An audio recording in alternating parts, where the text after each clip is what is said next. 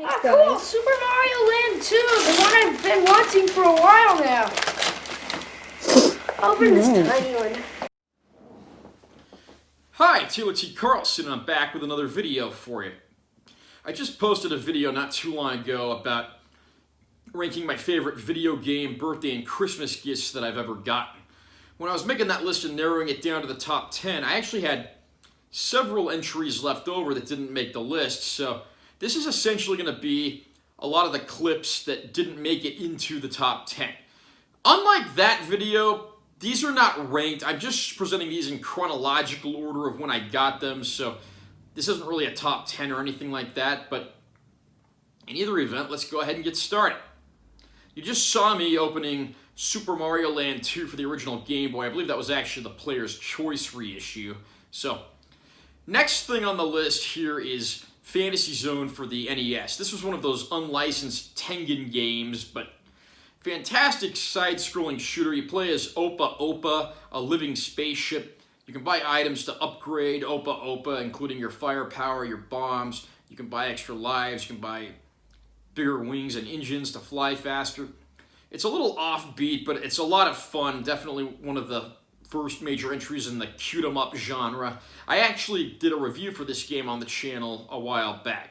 I believe I got Fantasy Zone for my birthday in 1991 when I turned 7 years old. It might have been my 6th birthday in 1990. I'm not totally sure because there's no video footage of me getting the game, but either way, one of my favorite presents and one of my favorite games to this day. Next up, again, I don't have any footage for this. I believe I got this for my birthday in 1994 when I turned 10 years old, was the Super Game Boy. This was an accessory that let you play Game Boy games on your Super Nintendo, so essentially you're taking your little portable games on that tiny little screen and playing them on a big screen, so you're expanding your library of games considerably by doing that. This was great technology at the time, and I'm glad something like this existed. A similar accessory called the Game Boy Player for the Gamecube was released probably about a decade later, but this is one of the highlights of my Super Nintendo collection back in the day. There was also in Japan only an upgraded version called the Super Game Boy 2, but that was never released stateside. Hey, check this out! Awesome. Kyle, look, I got Wario Blast and Space Invaders! Oh, 2 Super Game Boy game packs! Next up on this list is Space Invaders and Wario Blast for the Game Boy with Super Game Boy enhancements. Wario Blast was essentially a Bomberman game for the Game Boy, although they incorporate the character of Wario in there, probably to try to sell more copies. And the Super Game Boy Enhanced version of that actually lets you do multiplayer games, because even if you only have one cart, because other older Game Boy games wouldn't let you do 2 players on the Super Game Boy. Well, Space Invaders, you could put that in the Super Game Boy.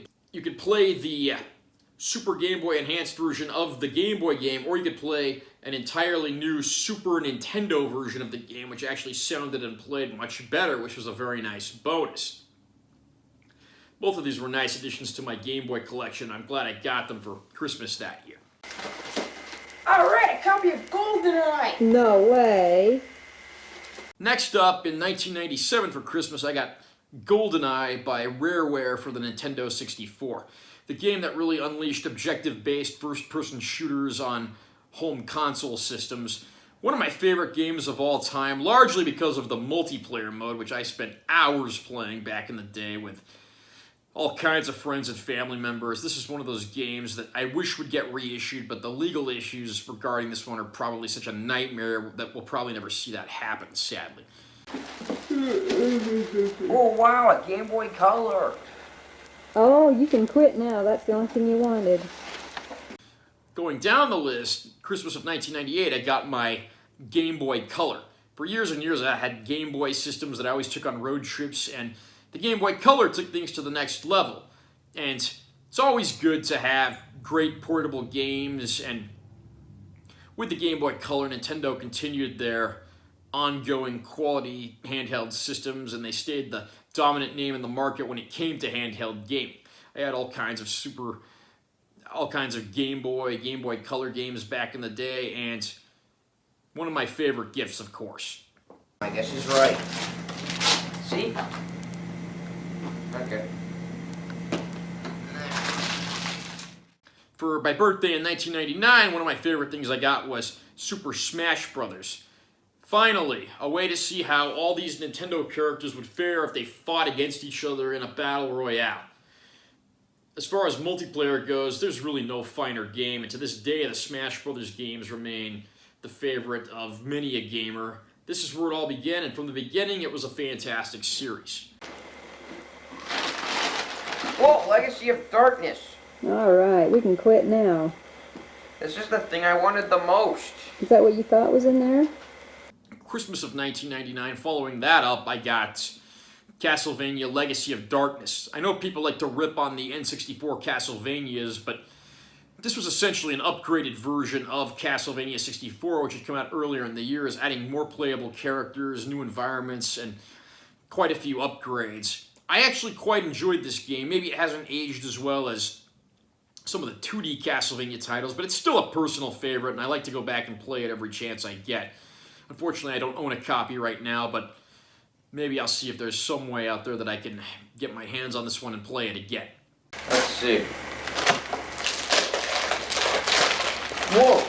The Japanese version of Majora's Mask. That's pretty cool. For my birthday in 2000, we've actually got a pair of things that I got that we'll look at now. First of all was an import Japanese copy of The Legend of Zelda Majora's Mask, which came out a few months before the American version. This, unfortunately, was kind of hard to play because I needed a walkthrough since the text is all in Japanese, but I still had plenty of fun with this one. Of course, I later got the traditional American version, but this was a nice little relic, and I definitely loved playing it. Sega. Alright. Capcom. Ooh, Marvel vs. Capcom 2. I've been wanting this for a while. Good. Also, for my birthday in 2000, I got Marvel vs. Capcom 2, New Age of Heroes for the Sega Dreamcast. Dreamcast never really got the proper credit in America, which is a shame because it's a damn good system. On top of that, this game took everything we loved about the first Marvel vs. Capcom and just cranked up the heat.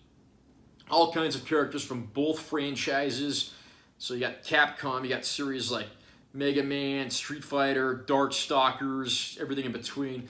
Then you have Marvel characters like Wolverine, Magneto, Storm, Gambit. The list goes on. Keep in mind, this was before the Marvel Cinematic Universe was a thing as well, by a pretty considerable margin. Gamecube. I am very, very, very, very happy right now. And for Christmas of 2001, of course, I got my Nintendo Gamecube.